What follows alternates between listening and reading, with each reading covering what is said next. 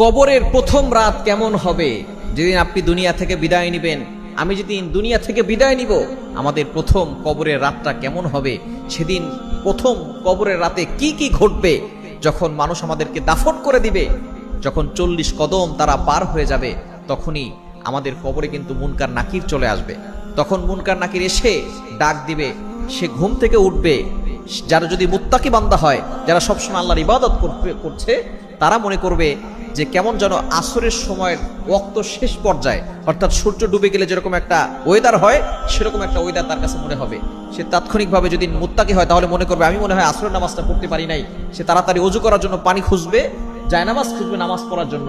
কিন্তু মুনকার নাকির এসে তাকে বলবে, তুমি আর দুনিয়ার জগতে নাই, তুমি চলে আসছো কবর জগতে। কিন্তু যারা মুত্তাকি বান্দা না হবে, আল্লাহর ইবাদত গুজার বান্দা না হবে, তাদের অবস্থা খুব ভয়ঙ্কর হবে। তারা উঠেই ভয় পেয়ে যাবে এবং মুনকার নাকির আসবে। মুনকার নাকির এসে 3টি প্রশ্ন করবে কবরের প্রথম রাতে। প্রথমে 40 কদম পার হওয়ার পরেই যখনই উঠানো হবে, উঠানোর পরে 3টি প্রশ্ন করবে। 1 নম্বরে, মার রব্বুকা, তোমার রব কে?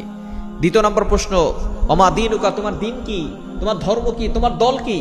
এরপরে জিজ্ঞেস করা হবে, ওমান নাবিয়ুকা, এটা ছবি দেখিয়ে বলবে, আতারিফু মান হাদার রাজুল, do you know this person, এই লোকটাকে চেনো? যদি মুত্তাকি বান্দা হয়, ইমানদার বান্দা হয়, সে উত্তর দিয়ে দিবে। আর সাথে সাথে তার কবরখানা জান্নাতের বাগান হয়ে যাবে, কবরটা প্রশস্ত হয়ে যাবে এবং কবরে জান্নাতের ঘেরান আসতে থাকবে।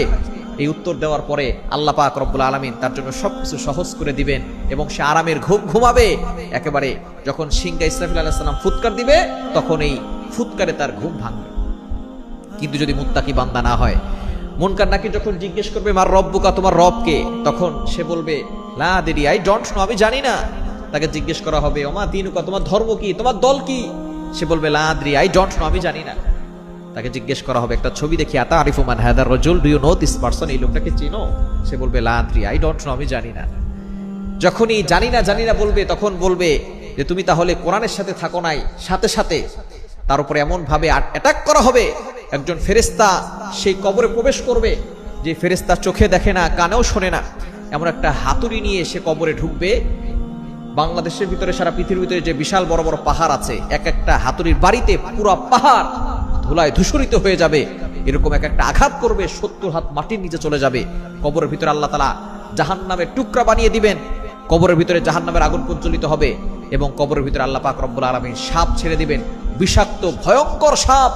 এক একটা সাপের মাথা হচ্ছে উটের মাথার মতো, তারা বড় হবে সুপারি গাছের মতো বড় এবং মোটা হবে তারা তাল গাছের মতো মোটা। এরকম এক একটা সাপ, জাহান্নামের যে সাপগুলো তার কবরে ছেড়ে দেওয়া হবে, এই সাপের 1 ফোঁটা বিষ যদি দুনিয়াতে